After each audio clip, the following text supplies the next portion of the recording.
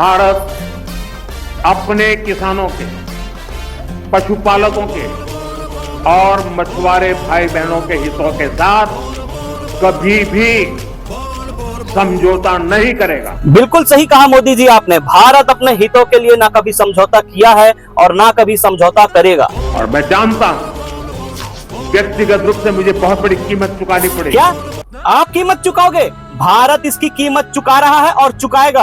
आप क्या कीमत चुकाओगे? 4 साल के बाद इलेक्शन है, ज्यादा से ज्यादा झोला उठा के चले जाओगे, लेकिन कीमत भारत की पूरी जनता चुकाएगी, कई दशकों तक चुकाएगी। हो सकता है आज जो बच्चा पैदा हो रहा है वो जवान होते तक या शायद अपने बुढ़ापे तक आपकी इस गलतियों का, आपकी घटिया विदेश नीति और चंद लोगों को करोड़पति अरबपति बनाने के चक्कर में पूरा देश, पूरी पीढ़ी इसकी कीमत चुकाएगी। और आप कब से घुमा फिरा कर बात करना शुरू कर दिए? किसान, मछुआरे, पशुपालक का हित। अरे खुलकर बोलिए ना। आप अमेरिका का नाम लेते हो, ना ट्रंप का नाम लेते हो। खुलकर बोलिए। टैरिफ डील के चक्कर में क्या डोनाल्ड ट्रंप, क्या अमेरिका भारत पर कृषि क्षेत्र को खोलने का कोई दबाव बना रहा है? खुलकर बोलिए ना सर। चुनावी भाषण में तो रट्टू पोपट की तरह, कैंची की तरह आपकी जुबान चलती है। ना महिला सम्मान देखते हो, ना किसी धर्म जाति का सम्मान देखते हो। किसी को 50 करोड़ की गर्लफ्रेंड बोल देते हो, किसी को कांग्रेस की विधवा बोल देते हो, तो पूरे समुदाय को ज्यादा बच्चा पैदा करने वाले बोल देते हो। तब तो आप नहीं झिझकते। अचानक ऐसे घुमा फिरा कर आप बात क्यों कर रहे हो सर? और जो आपको बोलना है आप संसद में बोलिए। सत्र चल रहा है, वहां विपक्ष हंगामा कर रहा है आपको सुनने के लिए। वहां पर बोलिए, वहां पर जवाब दीजिए। विदेश नीति की इतनी गंभीर बातों को